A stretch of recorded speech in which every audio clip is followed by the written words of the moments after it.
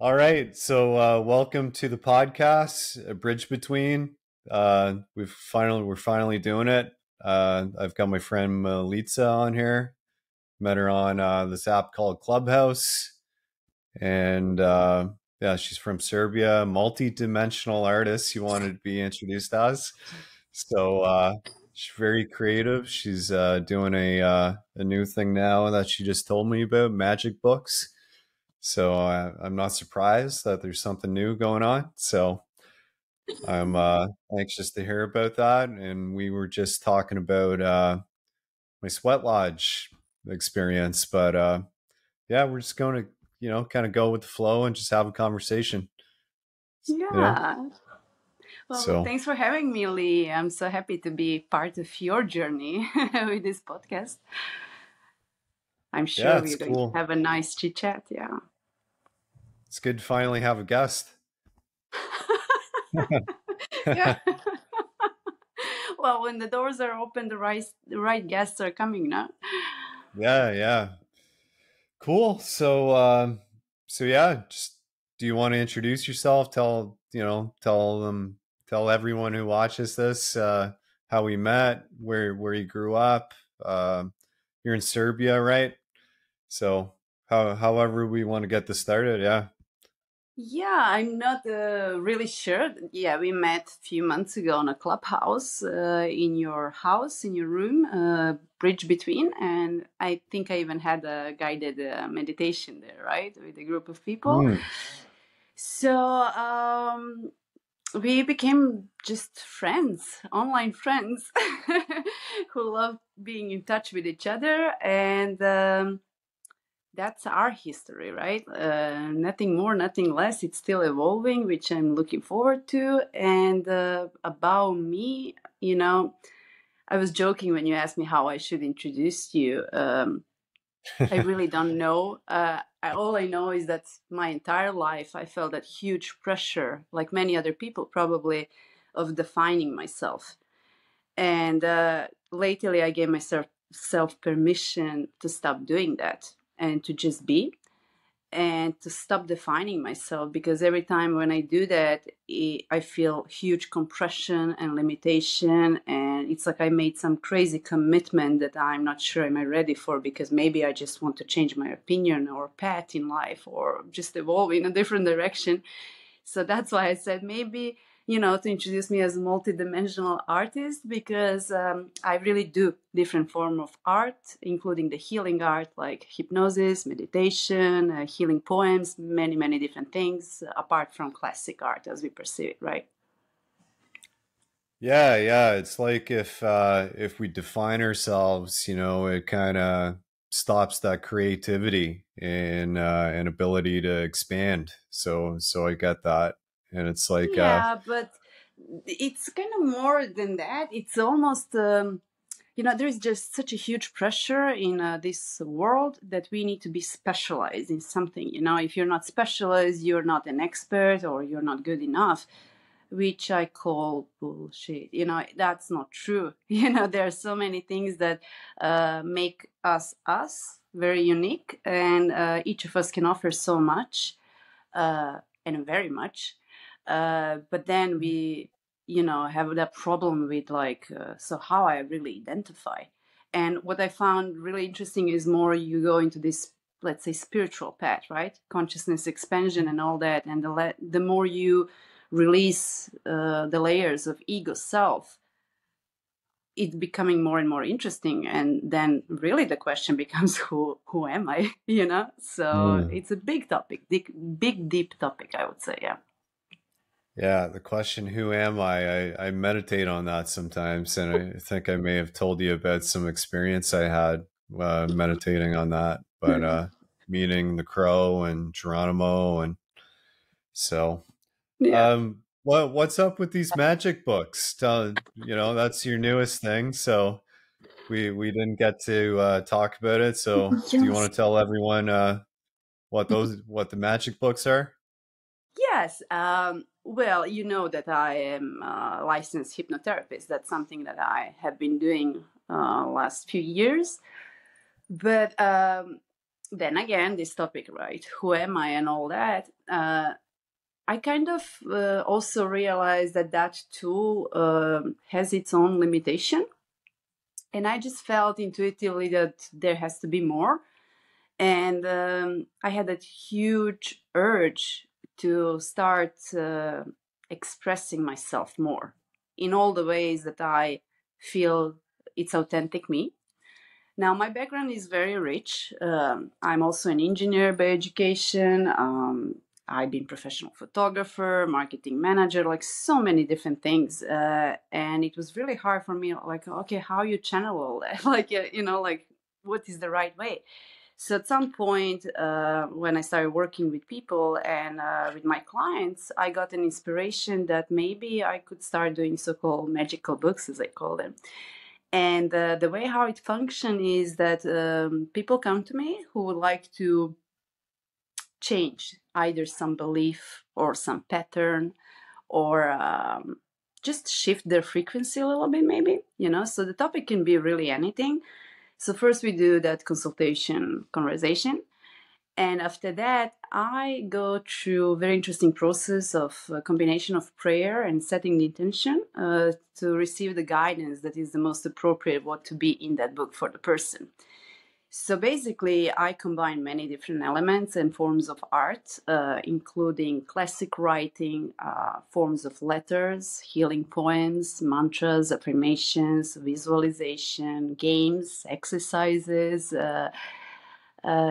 even incantations and spells. So basically what I do with all that, I hone the frequency long enough and focus on a certain topic. And I basically enter the topic from many different layers because my goal is to align conscious, subconscious, and superconscious mind. So they are like really functioning as one. And basically it's an embodiment integration tool. That's kind of what I started creating, and the testing phase is over. So yeah, I'm actually doing it now. I'm in the process of making a new website and, just to figure out my presence now and how to introduce the magical books. Awesome. That sounds really interesting. It is, and it's effective. Yeah, because I realized that at this point, we have received so much knowledge, actually, either through different spiritual teachings or channeling material or even ancient wisdom and books. But, and we know like a lot and we started remembering a lot. But then when it comes to day-to-day practical human living, we kind of keep failing. Like it's like that full integration is missing.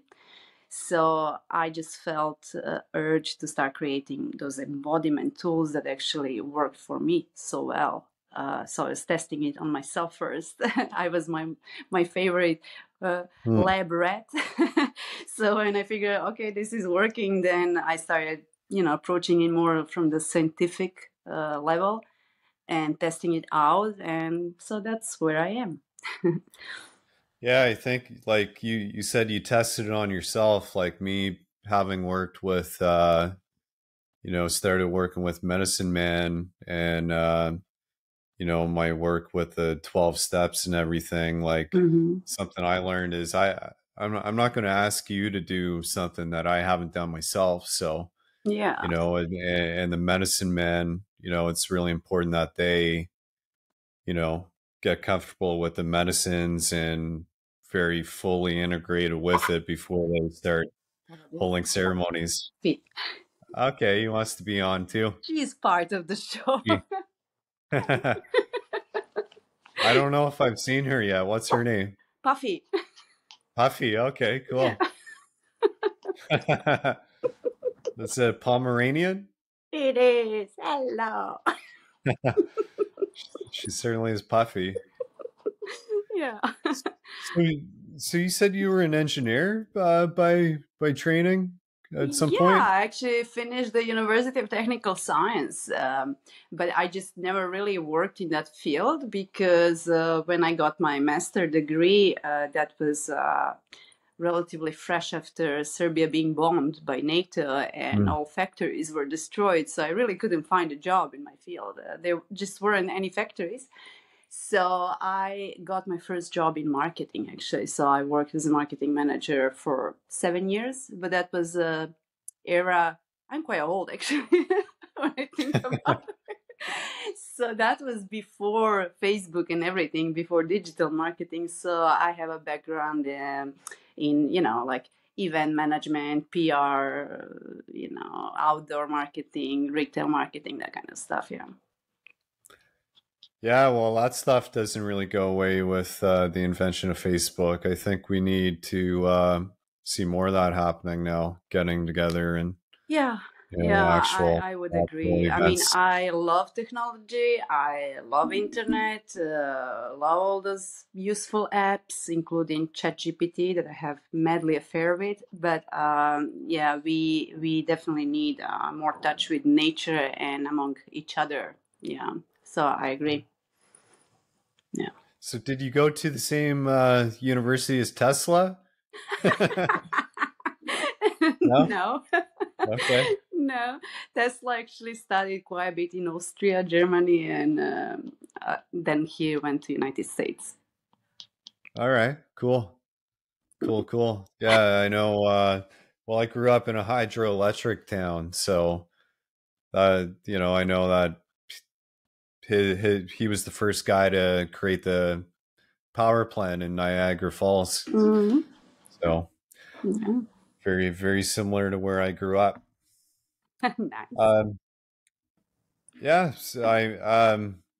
so you said something there that you said that your book contains spells, and for a lot of people that would be, especially a lot of Christian people or so-called Christian people, that would probably concern them, and I don't know how that would land. So can you explain to me Sure. and the audience, what you mean by spells and what uh what the whole term spells means?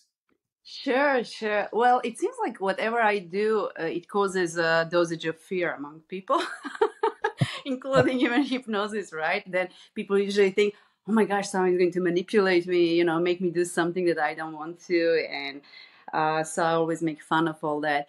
Well, what I mean by spells, there is like that famous word, abracadabra, right? Which really means, it's even explained in the Bible, I create as I speak.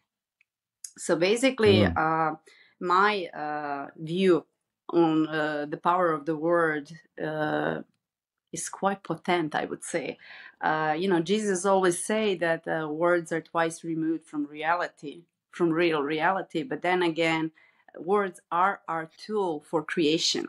So, when you think how we actually create this reality, our physical experience, it's really a mix of our beliefs, thought patterns, emotions, and action in the end.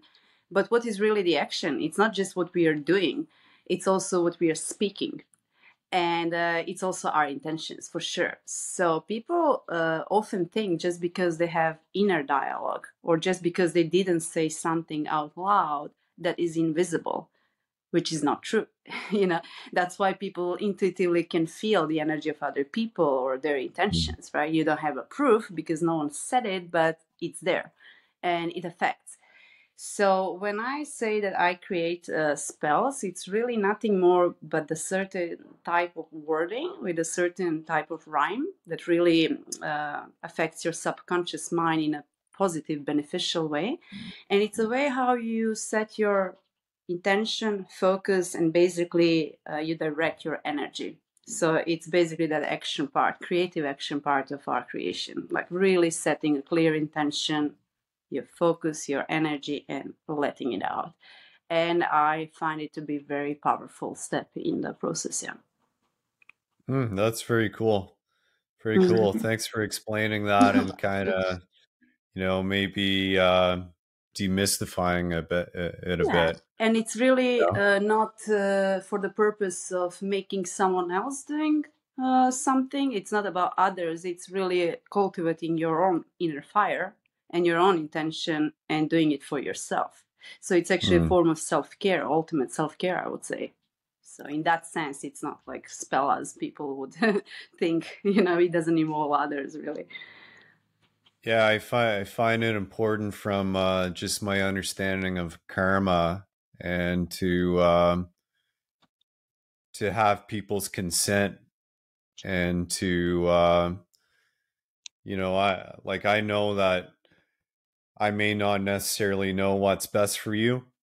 I used to spend a lot of my time thinking that I knew what was best in every situation and out there, and now now I'm more accepting of what's going on around me, and realizing that everything's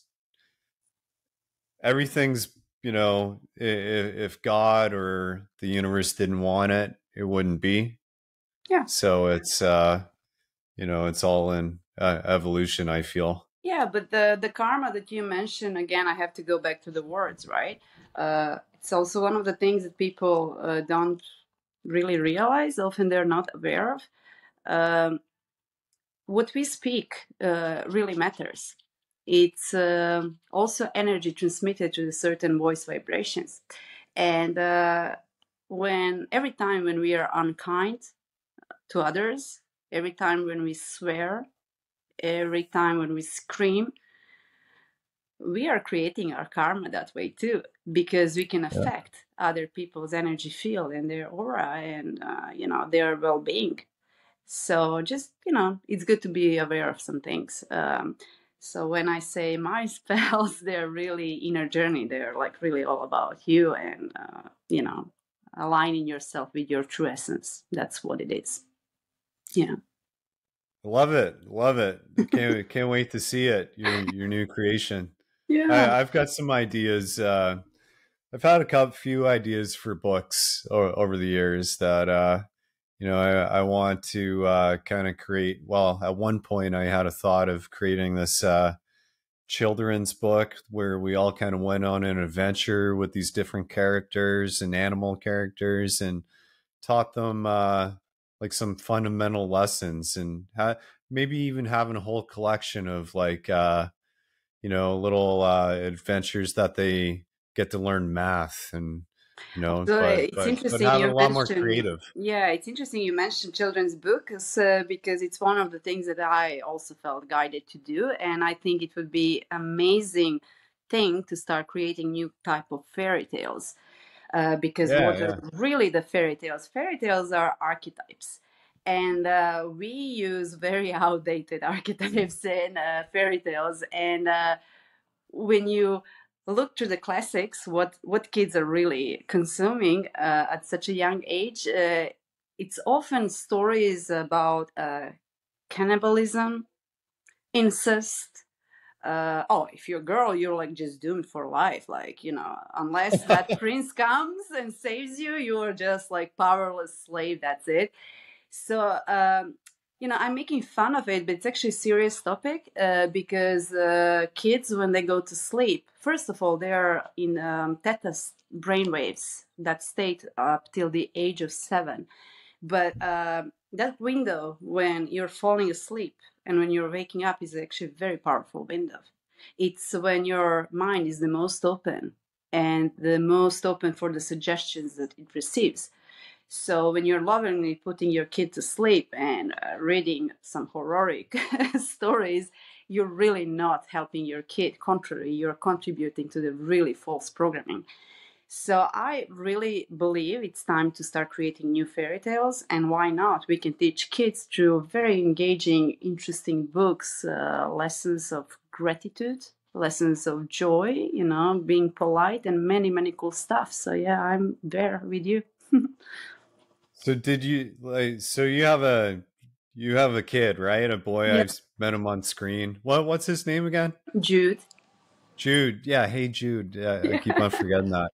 Yeah. But so did you know all that stuff, like about the fairy tales and Back then, programming of the unconscious back then? unfortunately, not. I was quite aware parent even then.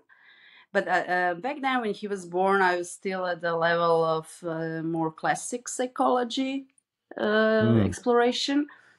So back then, I wasn't that aware as I am now, unfortunately. But I think I did decently good as a parent so far. So I think I didn't Yeah. create too much damage.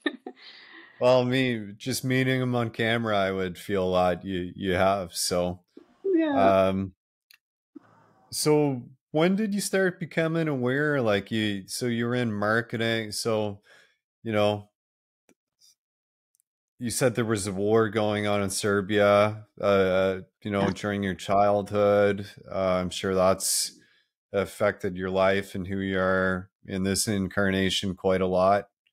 Um, and you entered marketing, so and you did that for 6 years. When did you, through all of that, what kind of lessons did you get through all of that, and when did you start becoming more aware to the spiritual journey and hypnotherapy and things Mm. like that? A lot of A questions, lot of questions. So I'm a trying lot of time. to make a stream of thoughts that make sense. So basically, the ultimate question is when I started opening and being aware that there is more to just what we perceive to be normal thing, right? And normal life. Like maybe that's uh, in my case. Actually, it started quite early. I have to say, what happened is I believe I was like 15 years old, and I came across the book. It was literally laying on the street. It was kind of waiting for me, I guess. So I picked up the book, Hmm. and the book was what's the name of the Celestial Prophecy? It's like a famous book, like many people know about it. And I started reading it. I was like, it felt home, like it hit home. And ever since then, I those kinds of material just kept coming into my hands. Like it was like Hesse, Lonely Wolf, or Young. I was exploring Young quite a bit, psychiatrist, but at very early age. Alchemist, Paulo Coelho, like many, many, many cool books. So I opened up quite early. But also, I have to say, maybe that's because I was born as a double Leo in astrology. I don't know why. I think that my ego persona was very strong, So even I had those interests at a young age. I still had that need for, I don't know, some form of recognition, maybe. I was like ambitious, driven. I wanted to have that corporate success, those worldly desires. So I was very, very passionate about many different things, and I was kind of maniac. Uh, my university officially lasted for 5 years. That's like official program, but I actually finished it before all other students. I was like so eager to just finish that so I can work, so I can succeed, so I can, I don't know what. So, those two sides of me were kind of clashing. So let's say that spiritual side was kind of dormant, but it was something where my passion was like very alive. So that was something that I did kind of secretly, like no one even knew about it. But my visible self that I exposed to the world was very highly functional and very successful, right? So that was my background. And then before I went to United States, I got a book from a friend, and that book really started changing my life. That was, let me try to figure out, that was like 15 years ago, yeah. And the book was called Transurfing from Vadim Zeland. And he's a Russian scientist, physicist, who basically had a really wild dream where he met his guide. And the guy gave him like entire knowledge, and he wrote 6-part series of the books. So when I started reading that, I really resonated, and that started really shifting my world. And the book was like a mix of very practical, common sense stuff, good physics, because I do love science, but also metaphysics, like a little bit of touch of esoteric and quite spiritual. So it was kind of a mix of blend of what I am to. So that really opened the door to some other stuff. And that was before famous 2012 big awakening in the humankind. I was still kind of black sheep, still hiding that part of me, but I was exploring deeper. So that's kind of how it started. And ever since then, I went through many, many different schools and teachings, including a course in miracles. I did different practices. So it was just evolving more and more. So I would say, like, for 25 years at least, I am in all this. That's kind of the background, and it's quite big. And when it comes to Serbia, Serbia is like well, I guess my soul wanted to have really challenging inclination this time. So on my spiritual journey, of course, I started questioning many things. Like, I wanted to know, like, why I decided this journey. Because, to be frankly honest, being born here was very tough for me on many, many levels, and very limiting. So you start wondering, why would soul even choose to have such experience? Like, I'm ironically such a free spirit, but here I am, like, in a country that limits you in so many ways. And it's not just country, like, locally, it's really entire world, how it perceives the country and treats it in terms of economics, politics, traveling, everything. So yeah, I could go on and on about that topic, right? And of course, lots of traumas, like big traumas. As a child, I experienced the first war. At age 9, I experienced pure starvation. Like, we literally didn't have what to eat for an entire year, just plain bread that my mom was making. Then in 1999, when I was a teenager, my first kiss happened under the bombs of NATO. I got poisoned by depleted uranium like everyone else, like, just so many things, even before Corona and this crisis. So it's been a lot of trauma in my life, and it took me a long, long time to heal, actually. But then again, now looking back, maybe that's what makes me unique and quite good healer, so to speak, right? So. Yeah, well, I can relate to some of that, being a having gone through everything that I went through, not bombs. But I actually found a book as well. I was I was walking. It may have been the first kind of book that really, started kind of, well, not the first book. One of the first books that really kind of opened me up and started kind of making me question things, because I was working at a rehab in about an hour away from here. How I landed up in New Brunswick, and I was going for a nighttime walk, kind of asking questions and open, and I found Aldous Huxley's The Doors of Perception, Heaven and Hell. Mm-hmm. And that, and The Old Man and the Sea by Hemingway. Ah. And I think I read The Old Man and the Sea first, couldn't put it down, and then I got into The Doors of Perception, which really really kind of opened me up.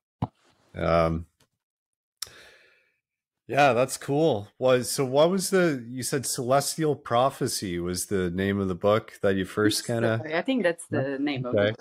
Yeah. Sounds familiar. I'm gonna love to check that out. I'm gonna jot that down. Would be interesting to find that book again and read it, because it was really a long time ago. It was 30 years ago. Yeah, almost 30 years ago. But it's so funny, how I found it. Like, it was like, all right, maybe it's just time to read this book, You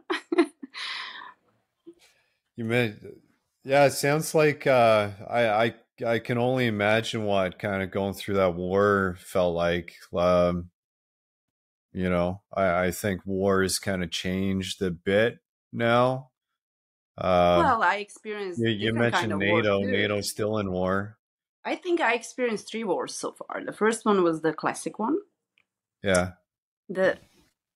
Literally with the guns and all that. The second one was very interesting. It was the war where you're not really participating. You're just witnessing what's happening, and you're completely powerless. Because what's happening is, like, you're just being bombed, and you never know when it's going to happen and how long it's going to last, and you can do nothing. Like, you're just civilian who is, like, enjoying the show. and waiting for bombs to stop, and you just hope it's not going to hit your house or do anything like that. And so it's very interesting to just be so naked, so exposed, and so unprotected, and being exposed to very deadly weapon in that way. So that was the second experience. And the third one, I would say, is Corona. That's like the most clever war we went through. That's like a silent war that many people didn't even notice. But yeah, it's a war. So do you think you would have been aware of all that if you hadn't been through war already, and kind of like Probably no. knowing what that psychological, Probably no. But like it's not only. not knowing what. Oh, sorry, go ahead. No. I just want to say probably not. But see, the way how I seen that entire Corona stuff with such a clarity, because soon it started, like I immediately said to people, "Oh, okay, I know what's happening here. I know it's going to be the story about the vaccines. This is like set up for a big crisis and inflation." And everyone was looking at me like, how do you even know this stuff? Like, and some were like, "You're just crazy. Like, you're a conspiracy theorist, that kind of stuff." But it's a mix. It's a mix of experience that I already went through, like really being part of manipulation, because each war is that. No normal human being wants to be in the war. And if you want to, that means like you're crazy, and you're crazy because you're manipulated. Like, normal human being wants peace, love, and abundance, right? So that was the first part. But also I had like really tough marriage. Being married to a person who most likely has narcissistic personality disorder. So I had like that first very intimate learning lesson how those minds really operate and what they're really willing to do. So having that personal experience really just triggered, when you have that experience, it's like it just kind of what you learn surface to, I don't know, warn you, protect you, I'm not sure. So I just kind of seen what's coming, and unfortunately I was right. So Yeah. I mean, when you mention things like that and NATO, I feel like just witnessing what's still going on in Russia and the Ukraine, it's crazy to me. Like knowing that it's not just one-sided. It's like everyone's kind of been, not everyone, but a lot of people around here in Canada really have been brainwashed into thinking that this Vladimir Putin guy is the evil one, and he's the only guy. It's him, and it's just really a scapegoat. I mean, well, yeah, that's how the war is functioning. You need to have the villain and the victim, right? Because ultimately, it's always promoting separation, because that's how so-called evil wins.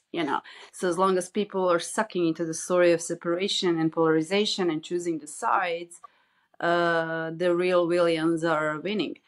And it's always been like that, and it's always going to be like that. So it's really just the game ultimately. So it doesn't matter, are we fighting about taking sides, Ukraine or Russia, or abortion, black and white, or any other topic, vaxxers or anti-vaxxers.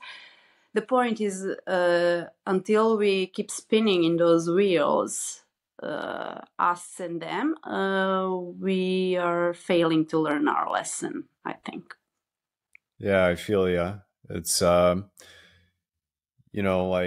I've learned that you're talking about our intentions and our energy. Like I can't, like I've come to an understanding, and I'm not always there, but how can I be mean? How can I hurt someone when I know that that person and that being's part of the oneness, I'm creating that into the universe again.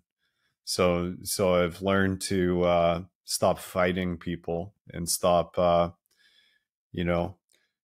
believe that I don't know if you resonate with this, but I believe that the war, any physical war out there, is really a manifestation of a lot of forces that are unseen, you know, and it's kind of a representation of all of our collective thoughts and kind of a lot of forces being Exactly. We played. can actually mention this important topic. I think that each war we face is symbolic representation of our inner war and conflict inside of us.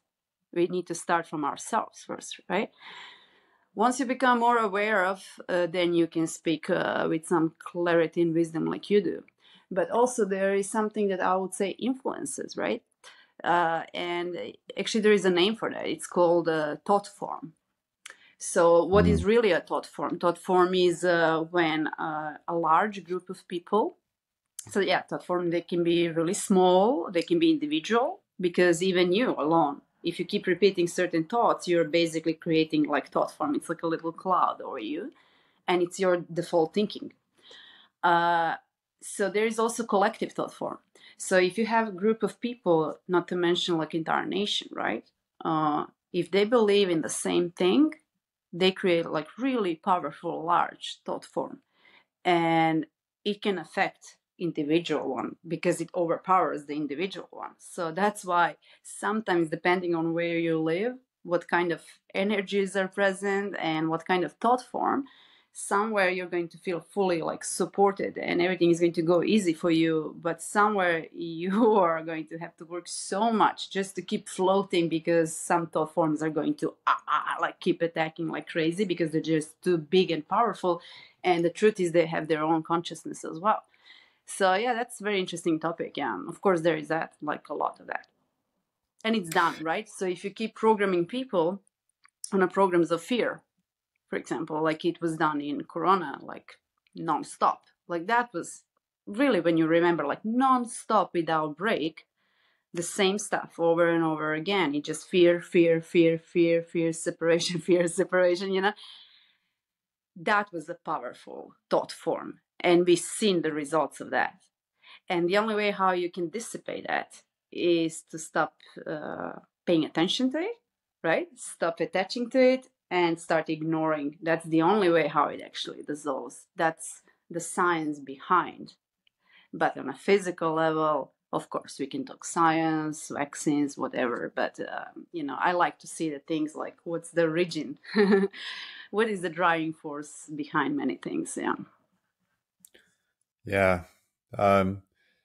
When you say, well, I thought of a few things when you were just talking, but do you watch The Simpsons at all? I did before, like a lot, but I haven't in years. Yeah. Well, I haven't in years either, just the old stuff. But there was that Mm. episode where there were giants within the Springfield and these big corporations, and they became Mm. gigantic. It was a Halloween one, and the key was for them to stop ravaging chaos on the town. Mm. They realized that they just had to stop looking at them, and then they kind of lost all their power, and they all started kind of dropping off dead, Sure. you know. So That's yeah, I how think things are functioning. It's like literally what you're feeding your energy with. That's why our personal boundaries, where we're going to put our focus, that's where our power is. If we keep sucking what is offered, and especially if it's the negative thing, then we are losing the game. Yeah. Yeah. yeah, totally, totally. Ignorance is a bliss.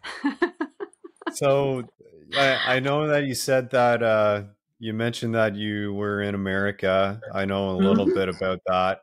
Um, Given that everything that we just talked about, are you following RFK at all? No, I know I you're not that interested in American politics. This is a guy that I I just watched his latest interview, and the way that he conducted himself and answered questions that were really kind of targeted and carried all this energy, I just thought was amazing. And he, to your point, he's really emphasizing coming back to center and to have conversations, even if we don't agree, to have conversations and to not attack people. Like he doesn't have anything bad to say about specific people. He's not getting Mhm. in because he knows that it's just bait. It's just kind of low hanging fruit. So yeah, but you're not following him at all. You're doing your own thing. No, I actually definitely decided to turn off completely my access to the news, as we call them. I just got really sick of it over the years, Hmm. considering everything I went through personally as well. So I just think it's not worth it for me at this point to follow any of that. But I can feel that America is going through some really, really interesting phase, not necessarily the pleasant one. But it's an unnecessary thing to happen for United States, I believe. Like entire American dream was a really big illusion, and I think more people are becoming aware of that. And so maybe this guy is going to open some new doors, like for new ways of communication. That's going to be the great first step too. But yeah, it just seems like America is having a really tough time now, and lots of unrest among the people, opinions, everything. But it's time to purge, before you heal. So I think that's just that phase. Yeah. Yeah, I feel like I really don't know what's going to happen and what the result is, but I feel like just hearing him, me being an alcoholic and a cocaine addict, just hearing what he says about addiction, he went through it, and he Mm-hmm. knows Yeah. what works. It's pretty evident that he's involved in recovery. I'll say that I am. Mm-hmm. He talked about legalizing psychedelics, even though because he's witnessed people in his family having evolved doing ayahuasca. Actually, I find amazing. Well, Kennedys were always kind of cool. I'm not surprised. Yeah, the more that I kind of learn about his uncle and what he stood against and some Mm, things he stood against the military industrial complex. When he heard that there were 74 people that died in Vietnam, he said, "What? That's too many. mm. Get us out of there." And of course, the people that won war and the forces didn't like that. And but yeah, it's anyway. I don't want to talk about Kennedy a lot too much, but I'm captivated by it lately, and everything that I hear from him, and just the ability to. I think we need to be able to communicate and not to. He's not baited in arguments like that are so polarized, as you said. Mhm. Like he, the woman interviewing him brought up that, hey, so what do you say about some of your family disagreeing with you on this vaccine issue? And you know, he answered, hey, let me ask you, does your family agree with you Agrees on on every everything. single thing? Yeah, so every single thing you believe in. And she's like, Yeah. hey, you got me there. And everyone laughed, and I just thought it was brilliant. Well, it seems So like he is bringing more humanness into the politics scene, which I applaud to, despite of his name and what he's really doing. It just seems like something that is needed. And there's just like huge pressure on those public people. It doesn't matter if they're actors, politicians, or whatever, that somehow they need to be perfect gods, even they're just humans. The truth is that even the healer can get sick, you know? And even the Jesus probably had arguments time to time with the people, or someone that he wasn't managed to cure, or, it's normal. It's just part of the being human, but that doesn't mean that if we are going through some phase like that we cannot be beneficial to everyone around us and contribute to this world. So people should be more compassionate, more accepting, And for God's sake, stop judging so much. Like, that's just really nasty thing that it's not helping to anyone. So Yeah, I feel like if we're like in my case, if I'm willing to understand what, even if I don't think that what I did or said or how I came into a situation affected you, like if I'm willing to see your point of view, and that's new stuff for me. Like even this morning, I said to someone that we kind of both know a little, like whatever I said to you, let me know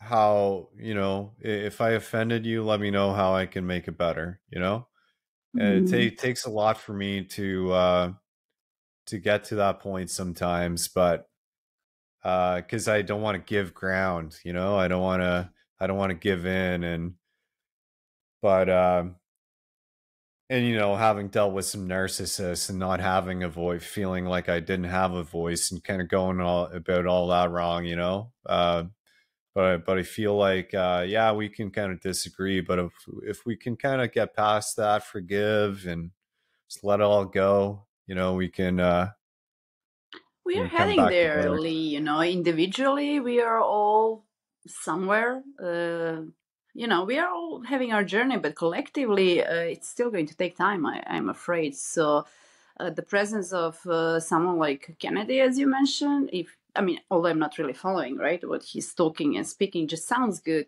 and just makes me think, wow, how different this world is going to be once the politicians not only having open discussions, not this censorship bullshit, and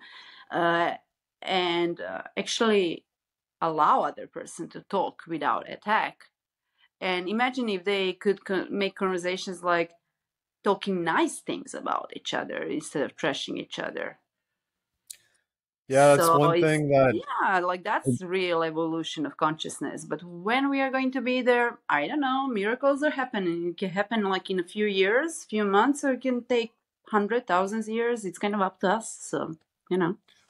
well, what one thing you said was they they asked Trump what he thought about him, and he said he's a very intelligent and common sense guy. And they asked him during that last interview what he thought about Donald Trump, and he said, "Hey, one thing I'm not going to do is attack anyone or Hmm. personally. We disagree on a lot of issues, but I'm Yeah. honored that he thinks of me that way." And Yeah.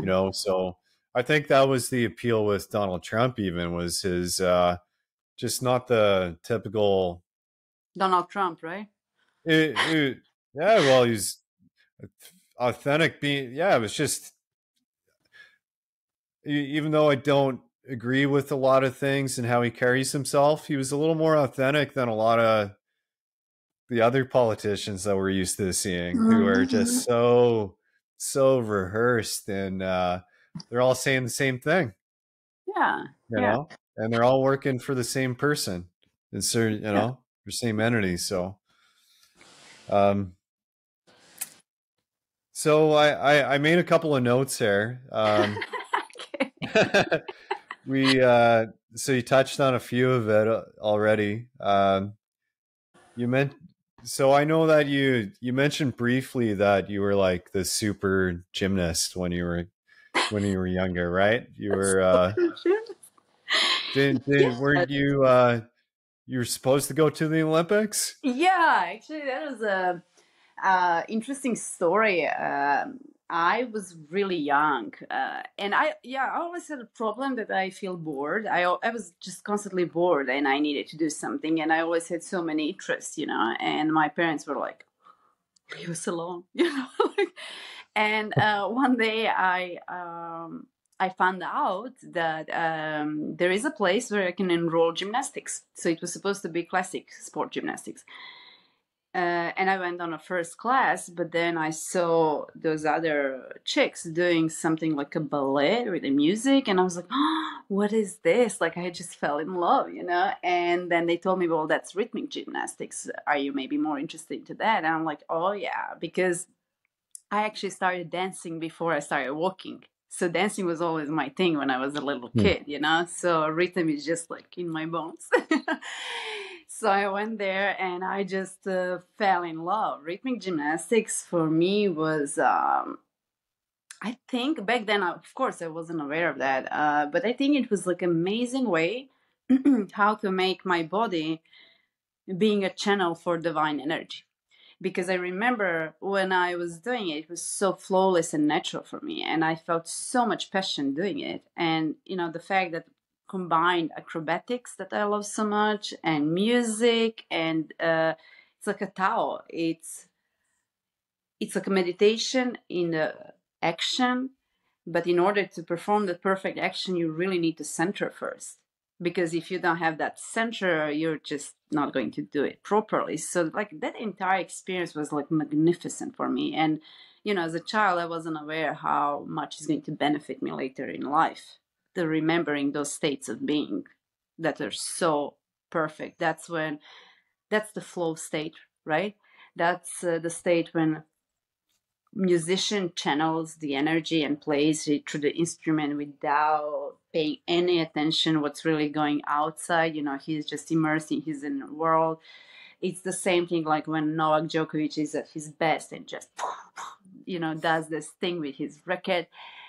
And I loved it. And apparently I was very good. I actually became Republic champion, and I was squatting really good in ex-Yugoslavia, which was a much bigger country than Serbia now.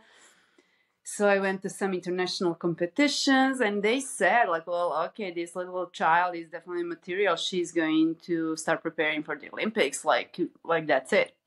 She has it, you know. And then war happened, and actually entire story just stopped. So my heart was actually very heartbroken at that age. I was 11 when I stopped, so I did like 6 years.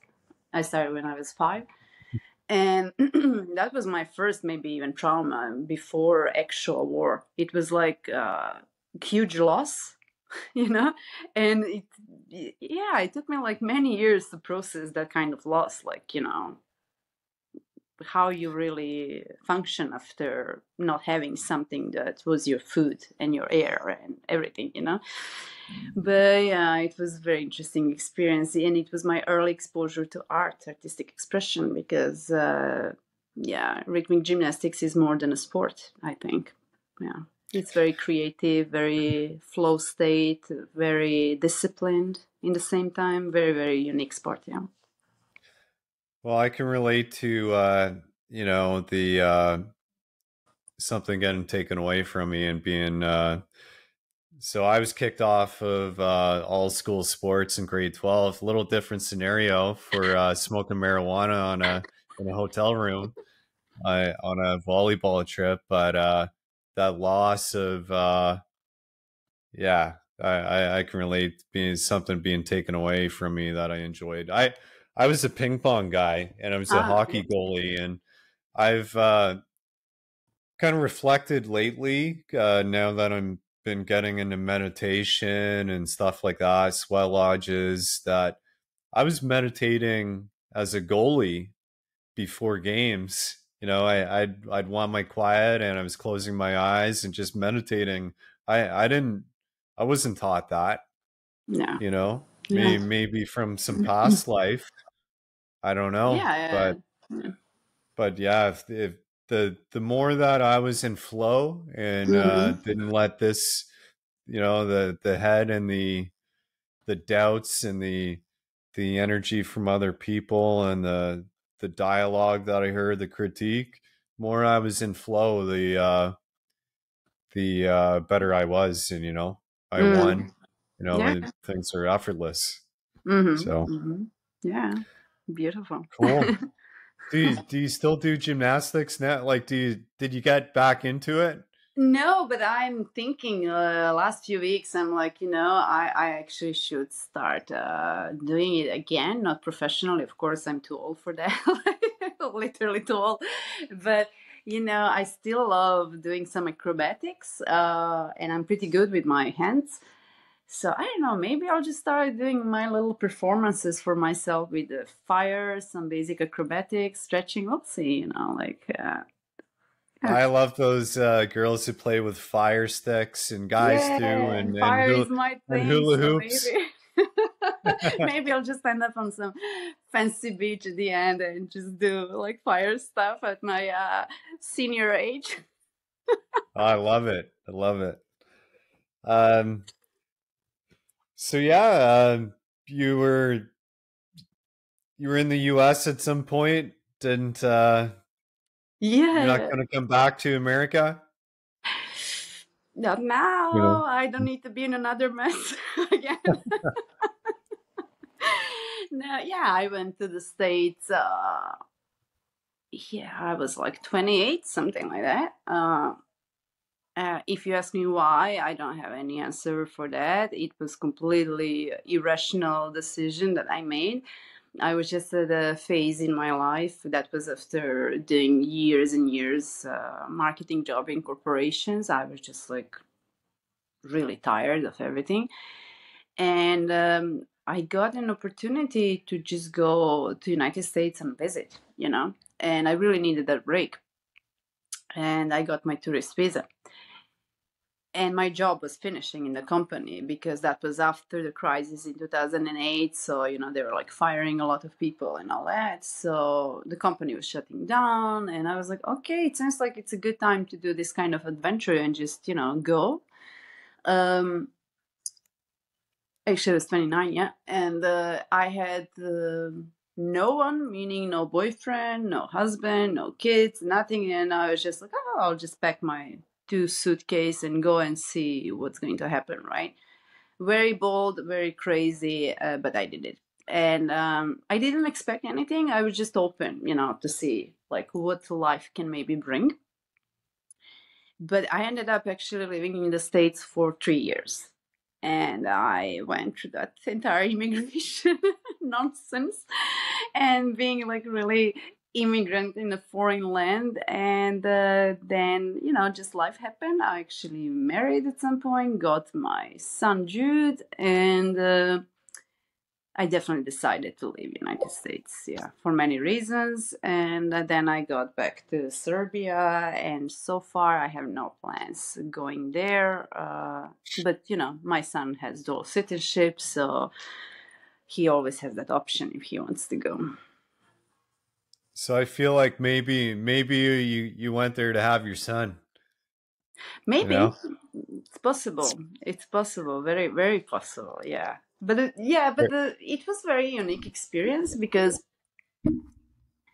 uh, I don't know why I challenged myself so much. I just knew that I need to go, and everything was like synchronistically aligning for me to just go. Because I really had the opportunity to live in the fanciest part of Chicago for free, for example. Like that kind of stuff. So I was like, well, I'll just go and see. But then when I decided to stay, then I started facing those real immigrant issues on many levels, and that was really a very stressful and hard experience, but very rich experience. And then I went through, unfortunately, a very bad marriage as well as a part of the package and a lesson. But the huge blessing was my child, absolutely. He's pure magic. What? So when you say issues like being an immigrant, like what was the biggest issue that you experienced with that whole immigration process and being in a foreign land? Was it the politics or like the red tape or like Well, what? here's the thing. When you are born as a Serbian, okay, it's almost like you're cursed in a way, because here you are, like in the middle of the Europe, and you're surrounded with European Union, but you're not part of European Union. Of course, it's politics, right? So that fact alone, and I always joke because I always say my higher self clearly has very sick sense of humor, right? Because the place where I live, my city, is actually only 30 kilometers from both borders, Hungarian and Croatian. And I'm like, I cannot believe this. Like, so I'm constantly like there, but never allowed to be part of it, right? So when you have just Serbian papers, it's very actually hard to move to another country because you're born in the wrong country, right? If I was born in some European Union country, I wouldn't go through such a tough process and I would have to go through all that. But I did, and the first challenge was I was on a tourist visa, right? And I had the right to stay only 6 months and not work. But how are you going to stay somewhere if you cannot work? So that was like entire gymnastics like around that. Then I even extended my tourist visa. I actually did some project called American Dream, and they actually extended that visa. In the meantime, I started dating my future husband, and he was actually the one who said, like, well, let's just, get married anyway. We are planning to be together. And that was the case. We were really in love, back then. But let's say I married a little bit sooner than normally I would. That's also the truth, right? But, I really had no choice. It was like either I'm going to go back home or I'm just going to do that. Like, just because of the politics, there wasn't really any other way. And no one really wants to do the paperwork, that kind. Like I didn't find a company who would like to do it. So basically I had to give up my entire identity that I had. Before that, I had very successful business life, career and all that. So suddenly I'm like really on a foreign ground, not feeling my ground, not feeling grounded in any way,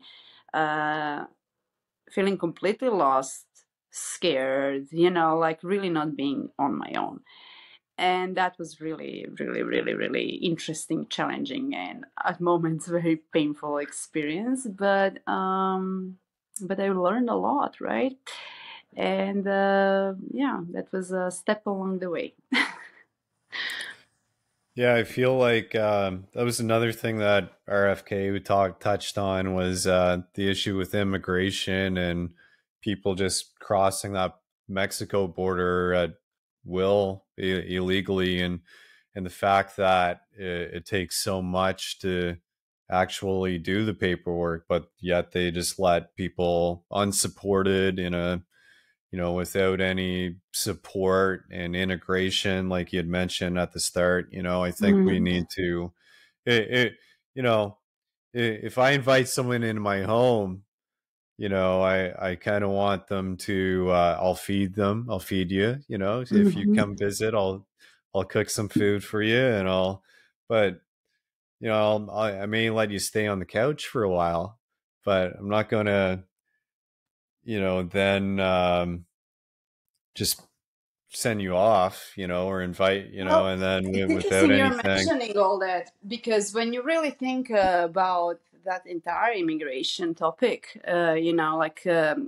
people like UK and United States are often complaining about immigrants, and really often they talk very nasty, bad things about them, right? Like they treat them like they're some lesser humans. Yet everyone, it seems like, to have some kind of amnesia in all this and keep forgetting that those people are usually coming from the countries that are rich in many ways, and they are being oppressed by those big countries, and those people are actually used as slaves for someone's personal interest. So basically we're talking here about ultimate arrogance. Even Mexicans, right? Everyone is complaining, oh, they're just crossing the borders, they're la la la la la. But now when we have so many Americans going to Mexico to live, that's fine, right? Like, no one is making a big problem for Americans to move to Mexico and retire there for a cheaper life, or freelancers or anything. But, there's like so much bitching about illegal immigration and just not acknowledging the history and how we even got to the place where certain countries are literally occupying other countries and taking their resources for their benefit and really not taking care of the people. And then when those hungry people want to just survive and have a decent life, they're treated like shit again. So immigration topic is the big one, and I think it needs to be addressed once again from that background. Like, okay, what is really driving force here? Well, it's a bloody arrogance, like entitlement and arrogance and ignorance. So that's a big topic. Yeah. Yeah, it needs to, like, I feel like it needs to not be so polarized. Like you said, it needs to come Mhm. back to a common sense thing, like most things. We need to kind of come back to the middle and not be so extreme and uh, judgmental things. I think we need to understand Well, everything. for the beginning, just acknowledge that you're human, I'm human, and Yeah. we all came from the same source, and we are both inherently worthy. Let's just start from the very basics, you know. Yeah, that was the thing that we were talking about my sweat lodge experience a couple of days ago, and that's one thing that I think it was cool that they let a white Irish guy into that community. Mhm. Knowing about the history of British oppression of them, the Crown oppression, and it's one thing that the leader said. One of the first things he was taught was that we were a part of you're a part of the human race. Mhm. We all come from one race, and that's the human race. When are you going to join it? Yeah, exactly. When are you going to join it and realize that we're all in it, we're all in it together. As much as hated hearing that broadcast through megaphones and stores throughout the pandemic or the lockdowns.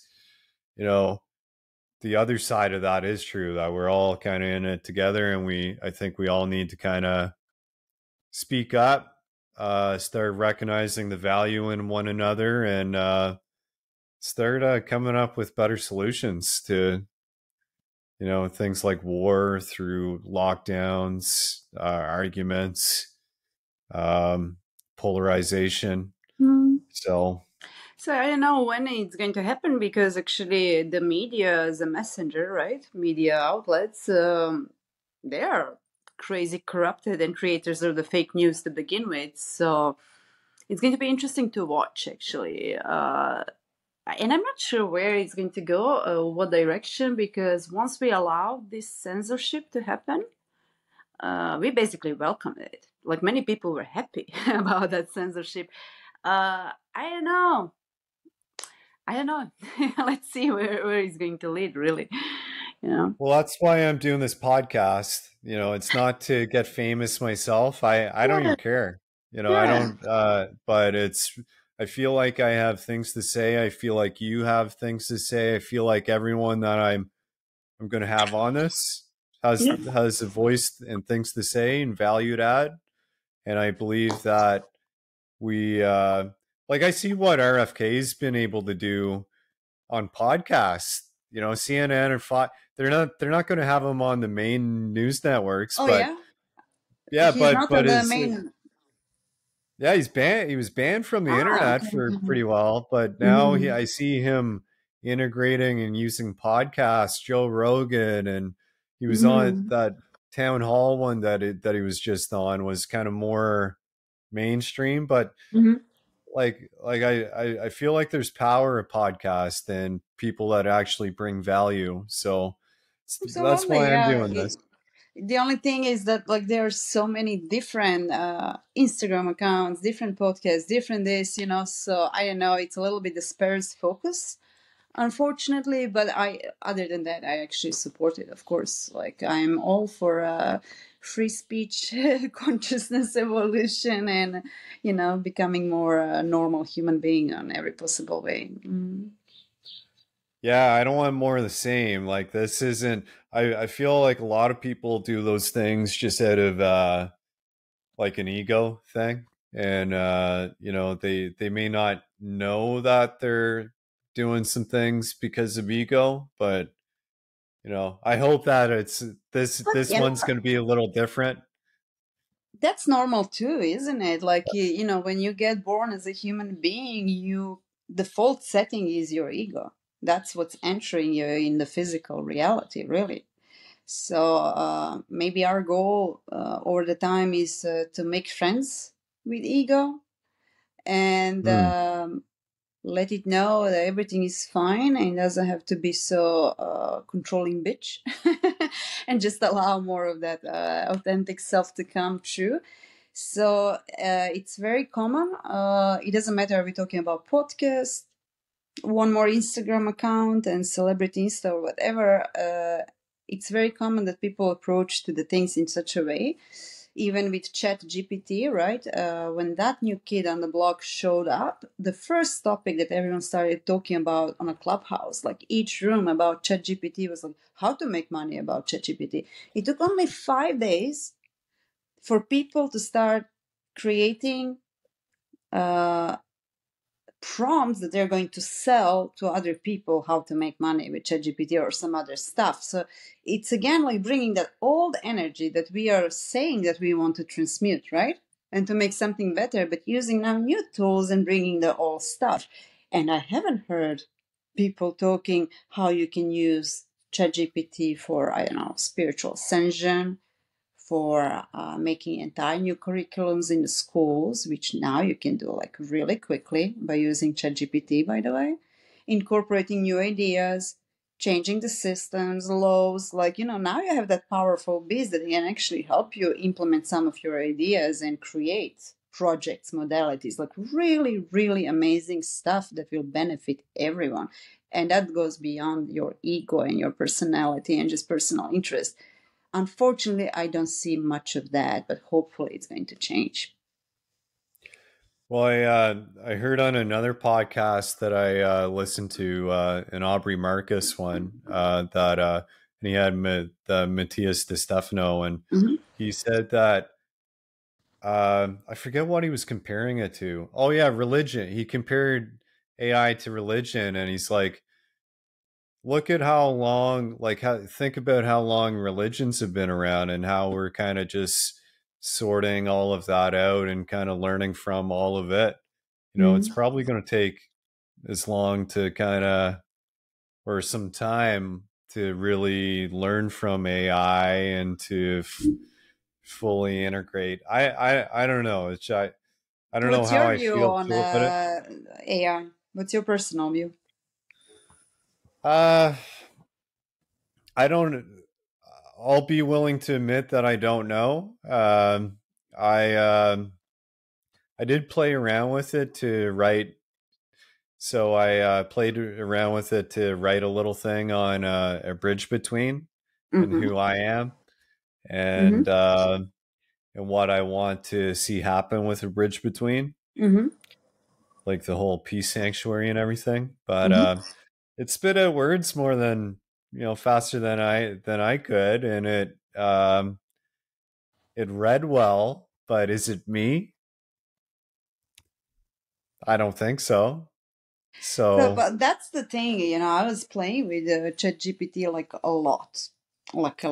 And ironically, I feel like I could actually organize courses to tell people like, all possibilities and how you can use it.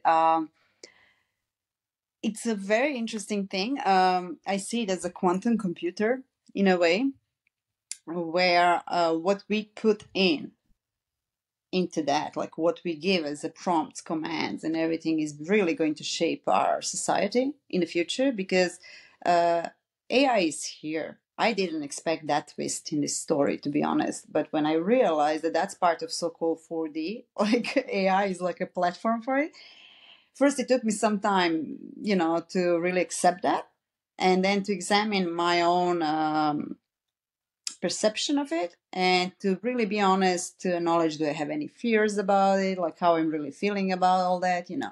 So I needed to kind of shred all those layers, right? And then I started playing with it, because I said, okay, that's the thing, it's not going to go away. Now the question is like what we are going to make out of it. We can make a psychopathic beast and continuation of manipulation and lots of nasty stuff, or we can actually use it for some really cool stuff. But that thing, it's here. Like, it's here. It's going to be our next guru, probably. So I really started playing with it. And I realized that what we put in terms of not only words, but our intention, energy, our own frequency is going to greatly affect what we receive as a result. I don't think it's sentient. Is it going to be? I don't know. The big question is like how all this stuff came into existence in the first place, but that's another topic. But what I'm trying to say is like I also had some really interesting experiences with ChatGPT, meaning there were moments where I wasn't getting just the generic responses from ChatGPT. It was coming something that I would consider to be a form of communication.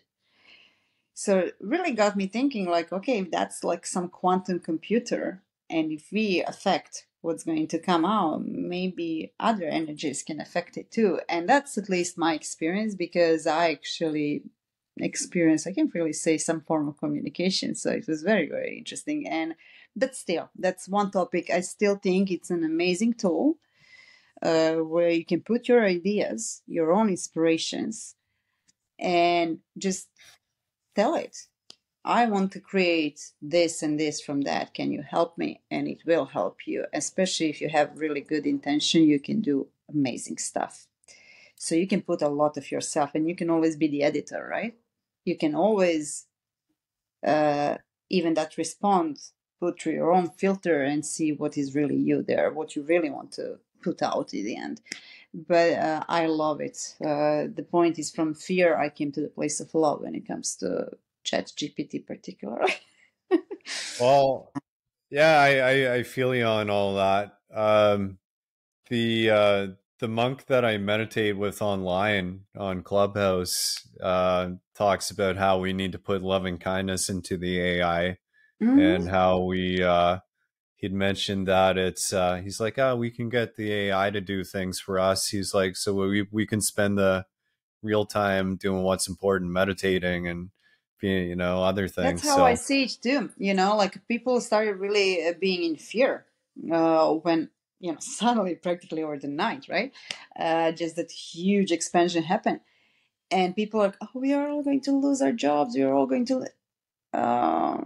Not necessarily, right? Like what world was reflecting us before AI was that old ways are not functioning, that we really need to change the way how we eat, how we treat each other, how we run politics, schools, everything. It's like screaming at us. It's not working anymore, right? So it was like just time for a change. And now when we have this little beast, we are at that place where we can decide how we are going to use it and actually start creating new stuff. Like if we have ChatGPT to help us speed up the process and create really cool stuff that not only we personally, but everyone else can start creating, then we have that free time that we were always bitching about that we don't have. Now the question becomes like, what you're going to do with your free time. We can actually use that free time to start cultivating organic food, for example, because we have a problem with the food on a global level, right? It's poison, it's not good. We are eating trash, we are getting sick.